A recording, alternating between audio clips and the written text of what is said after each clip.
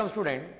आज का हमारा टॉपिक है कि जब एक प्रोजेक्टाइल से दूसरे प्रोजेक्टाइल को ऑब्जर्व किया जाए तो किस तरह से हमें वो प्रोजेक्टाइल दिखता है। मतलब जैसे समझिए कि मैंने किसी पार्टिकल को ऐसे किस एंगल पे प्रोजेक्ट किया है, इस तरह से, है ना। आप सोचो कि इस पाथ के साथ में मैं बैठ गया, मतलब इस पाथ पर मैं अटैच हो गया, इसके साथ उड़ता हुआ जा रहा हूं और दूसरा प्रोजेक्टाइल जाता हुआ दिख रहा है। तो जब मैं यहां से इस प्रोजेक्टाइल को देखूंगा तो मुझे किस तरह का दिखेगा, हम ये देखने वाले हैं। देखो, इसमें माना हमने दो बॉल है हमारे पास, एक ए बॉल है, दूसरी बी बॉल है। ए को उठाया, थ्रो किया, θ1 एंगल पर u1 स्पीड से ए को थ्रो कर दिया। देखिए यहां पर ग्राफ में, यहां पे देखिए θ1 एंगल पर u1 स्पीड से ए को थ्रो कर दिया। इसका किसी टाइम पर कोई कोऑर्डिनेट जो है, t टाइम के बाद में कोऑर्डिनेट जो है किसी पॉइंट पर हमने बात की कि किसी पॉइंट का coordinate x1, y1, t time के बाद उसकी पोजीशन। मान लो हमने θ2 एंगल पे u2 स्पीड से बी बॉल को प्रोजेक्ट किया, मतलब 2 सेकंड के बाद दोनों की स्टडी की हमने। मतलब हम एक पाथ पे बैठ गए, दूसरे को ऑब्जर्व कर रहे हैं।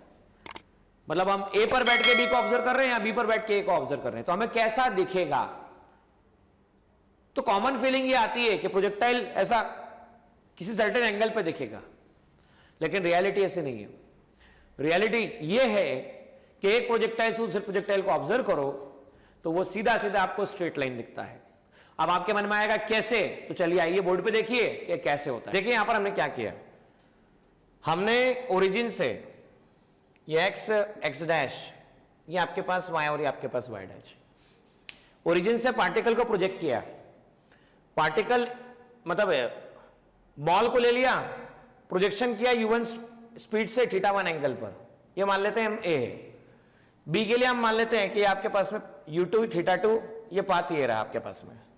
पहले वाले का पाथ फर्स्ट और सेकंड वाले का पाथ सेकंड से बताया गया है। इसकी मैक्सिमम स्पीड जो है, मैक्सिमम हाइट जो है, मैं उसे y1 कह देता हूं और इसकी मैक्सिमम हाइट को मैं y2 कह देता हूं। या ऐसा कह लीजिए, मैं कोई भी 2 पॉइंट सेलेक्ट करता हूं, coordinate. After time t of projection, projection से t टाइम के बाद की हम बात कर रहे हैं, बराबर है ना। तो t टाइम के बाद फॉर a, देखिए ux फॉर a कितना है, तो u है u cos θ1, या हम कह लें u1 cos θ1। अच्छा, ax फॉर a कितना है, प्रोजेक्टाइल मोशन में ax 0 होता है। आफ्टर टाइम t हम बात करें sx, पहले वाले के लिए मान लीजिए कोऑर्डिनेट कितना है, तो मैं मान लेता हूं पहले वाले के लिए कोऑर्डिनेट a पॉइंट के लिए किसी पॉइंट पर कोऑर्डिनेट है x1, y1, बराबर है, आफ्टर टाइम t। तो sx की वैल्यू आ गई x, तो मैं कह सकता हूं sx equal to uxt plus half ax into t square. sx equal टू x u1 cos θ1 plus half into 0 into t square. तो x1 आ गया आपके पास में, x1, y1, x1 equal to u1 cos θ1 into t, ये पहला point हम लिख सकते हैं। Now similarly for a ball after time t y coordinate की हम बात करें, a के लिए y कोऑर्डिनेट u sin θ। अच्छा, ay हम जानते हैं माइनस g होता है, sy की बात कर रहे हैं तो प्लस y1 की हम बात कर रहे हैं। तो आइए sy equal to uit plus half ayt into t square, तो ये आ गया plus y1 u sin θ1 into t minus g/2 into t square. हम t टाइम के बारे में बात कर रहे हैं, आफ्टर टाइम t। तो ये हो गया हमारा डिस्कशन फॉर a। तो हम लिख देते हैं x1 that will u1 cos θ1 into t, आप लिख देते हैं y1 that is u1 sin θ1 minus g/2 into t square. अब आइए after time t for b हम बात करते हैं। भाई देखिए, दोनों की स्पीड अलग अलग है, तो जरूरी नहीं कि कोऑर्डिनेट दोनों के सेम हो, इसलिए मैंने ऐसे x2 y2 ले लिया। b के लिए हम बात कर रहे हैं, पहले a के लिए बात की, तो हम बात करेंगे b पॉइंट के लिए x डायरेक्शन में, तो ये आएगा आपके पास u2 cos θ2। Acceleration in x direction 0 होगा, coordinate for b in x direction will be x2। तो तो आप क्या लिख सकते हैं? आप लिख सकते हैं Sx equal to UXT plus half AX into t square, x2 equal to U2 cos theta 2 into t half into 0 into t square. तो x2 क्या लिखा जा सकता है? U2 cos theta 2 into T, इसे ऐसा लिखा जा सकता है। ओके, नाउ y2 क्या लिखा जा सकता है? भाई b के लिए y डायरेक्शन में y कंपोनेंट मतलब sine theta component sign theta 2, इन y डायरेक्शन आप जानते हैं ay की वैल्यू माइनस जी, y डायरेक्शन में b के लिए आप जानते हैं y2 लिखा जा सकता है। टाइम t के बाद हम लिख सकते हैं sy uy t half ay into t square.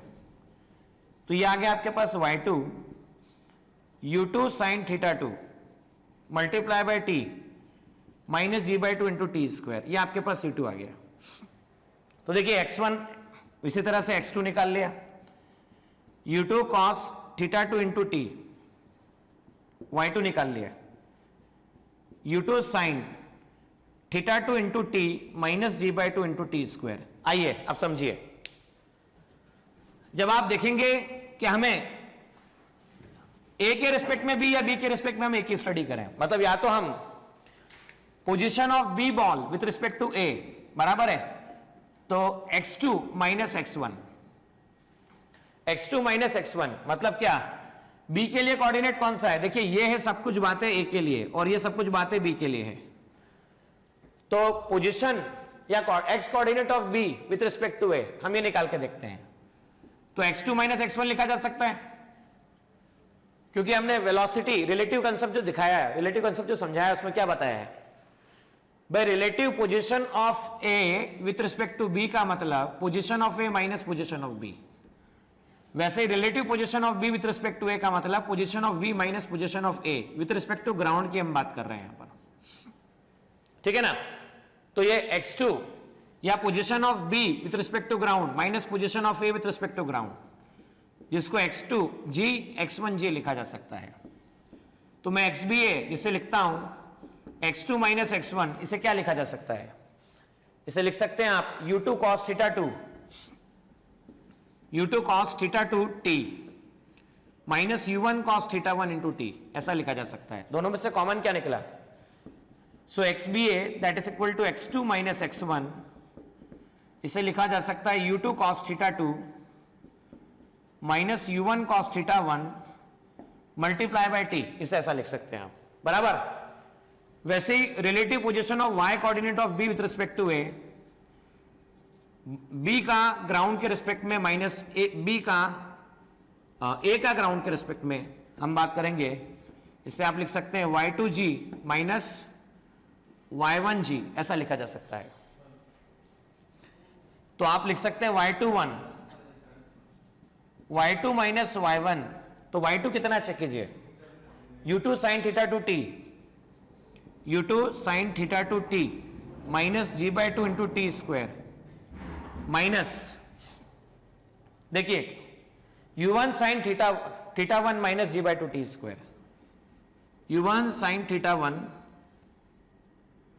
Minus g by 2 t square, ऐसा लिखा जा सकता है। So y21 that is equal to y2 minus y1 u2 sine theta 2 t minus g by 2 t square minus u1 sine theta 1 plus g by 2 into t square. अच्छा, plus minus ये cancel हो जाता है, तो आपके पास बचता क्या है? y21 या ऐसे कह दीजिए y2 minus y1 equal to u2 sine theta 2 t minus u1 sine theta 1 multiply by t से लिखा जा सकता है।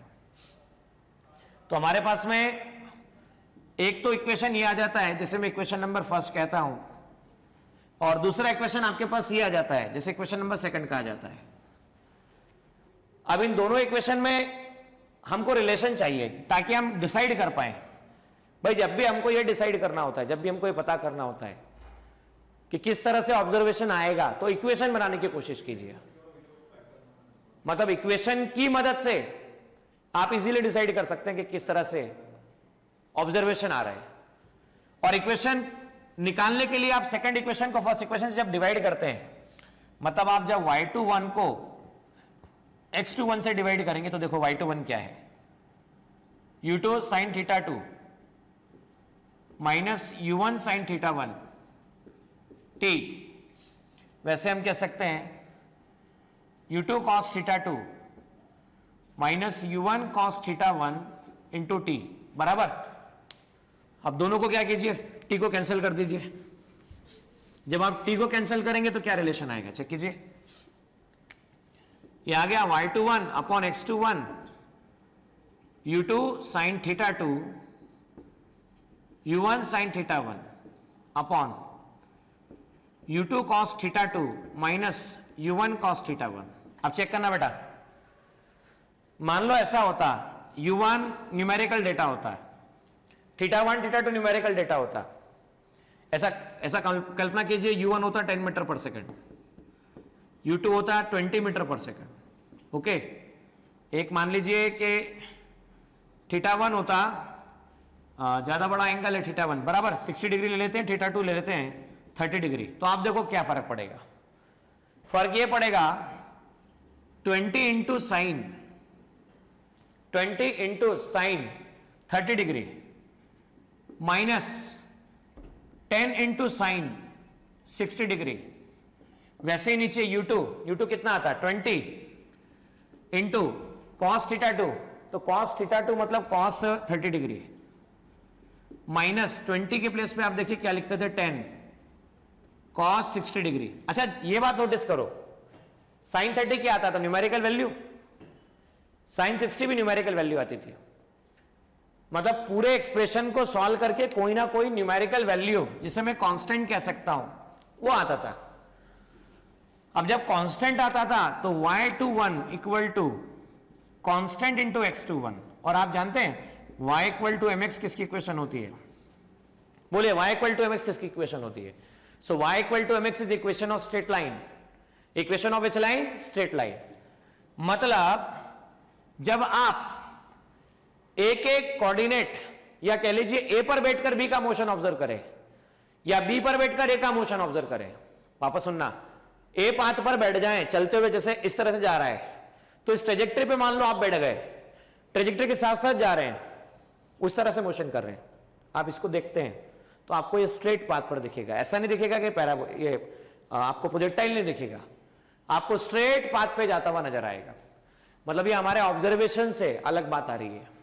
हम कॉमन सेंस से जवाब देंगे प्रोजेक्टाइल मोशन ही नजर आएगा, लेकिन रियलिटी में जब इक्वेशन फॉर्म की तो ये आता है y इक्वल टू mx, और y equal to mx is equation of straight line.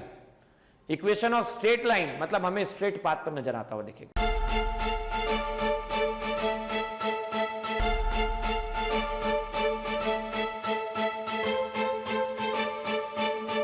Purohit academy, main branch Prabhat Chowk, MJ college road, Lokmanya हॉस्पिटलच्या बाजूला, जळगाव, आणि पांडे क्लासेस जवळ, बंधन बँके शेजारी, ट्रॅफिक गार्डनच्या समोर, जळगाव।